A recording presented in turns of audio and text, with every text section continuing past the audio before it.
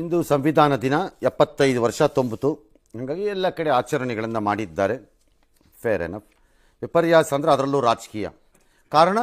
ಇವತ್ತು ದಿಲ್ಲಿನಲ್ಲಿ ಒಂದು ಕಾರ್ಯಕ್ರಮ, ರಾಷ್ಟ್ರಪತಿ ಮುರ್ಮು ಅವರಿಗೆ ಶುಭಾಶಯ ತಿಳಿಸಲಿಲ್ಲ ರಾಹುಲ್ ಗಾಂಧಿ. ಆ ಕಾರ್ಯಕ್ರಮದಲ್ಲಿ ರಾಷ್ಟ್ರಗೀತೆ ಹಾಡುವಾಗಲೂ ಅವರು ಪರಧ್ಯಾನದಲ್ಲಿದ್ದರು. ಎಲ್ಲರೂ ನಿಂತಿರುವಾಗ ಕೂತ್ಕೊಳ್ಳೋಕೆ ನೋಡಿದ್ರು, ಡ್ಯಾಶ್ ಡ್ಯಾಶ್ ಅಂತ ಬಿ ಜೆ ಪಿಯವರು. ಕಾಂಗ್ರೆಸ್ನವ್ರು ಇದೆಲ್ಲ ಬೋಗಸ್, ಅಂತ ಕಡೆಗೆ ಹೊರಗೆ ಕಡೆಗೆ ಅಂತ ತಳ್ಳಾಕಿದ್ರು. ರಾಹುಲ್ ಗಾಂಧಿ ಮಾತಾಡೋಕ್ಕೆ ಜಾಗ ಕೊಟ್ಟಿಲ್ಲ ಅಂತ. ಅದಕ್ಕೆ ಬಿ ಜೆ ಪಿ ರೈ ಅಲ್ಲಿ ಮಾತಾಡೋ ಕಾರ್ಯಕ್ರಮ ಅಲ್ಲ, ಅಲ್ಲಿ ಬರೀ ರಾಷ್ಟ್ರಪತಿ ಉಪರಾಷ್ಟ್ರಪತಿ ಇಬ್ಬರೇ, ಮೋದಿನೂ ಮಾತಾಡೋಕ್ಕೆ ಬಿಟ್ಟಿಲ್ಲ, ಇನ್ನು ಇವ್ರಿಗೆಲ್ಲಿಂದ ಕೊಡೋದು ಭಾಷಣಕ್ಕೆ ಜಾಗ ಅಂತ ಅವರು.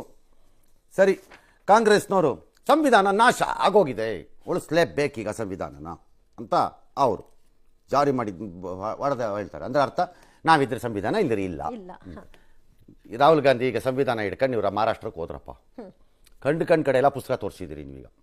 ಒಳಗಡೆ ಏನಿತ್ತೋ ಬೇರೆ, ಬಟ್ ಸಂವಿಧಾನದ ಪ್ರತೀಕವಾಗಿ ನಾವು ಹಿಡಿದಿದ್ವಿ. ಜನ ಈಗ ಉತ್ತರ ಕೊಟ್ಟರು. ಈಗ ಏನರ್ಥ?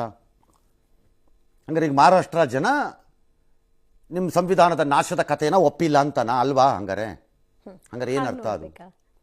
C, there is A set of people ನಮ್ಮ ದೇಶದಲ್ಲಿ, ಬಿ ಜೆ ಪಿಲೂ ಹೌದು ಕಾಂಗ್ರೆಸ್ಸಲ್ಲೂ ಹೌದು, ನಾವಿದ್ದರೆ ಇದು ಸರಿ ಅನ್ನುವ ವಾದ. ಇಲ್ಲದ್ರೆ ಅದಲ್ಲ ಅಂದ್ಬಿಡೋದು ಅಷ್ಟೇ.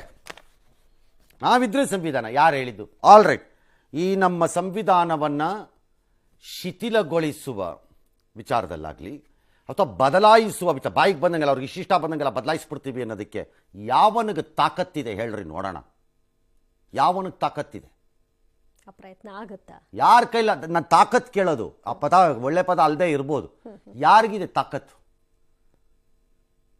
It's impossible. ಇವತ್ತಿರೋ ದೇಶದ ಪರಿಸ್ಥಿತಿನಲ್ಲಿ ಏನು ಆಟನ ಹುಡುಗಾಟನ ಅದು? ಅದು ಮತ್ತೆ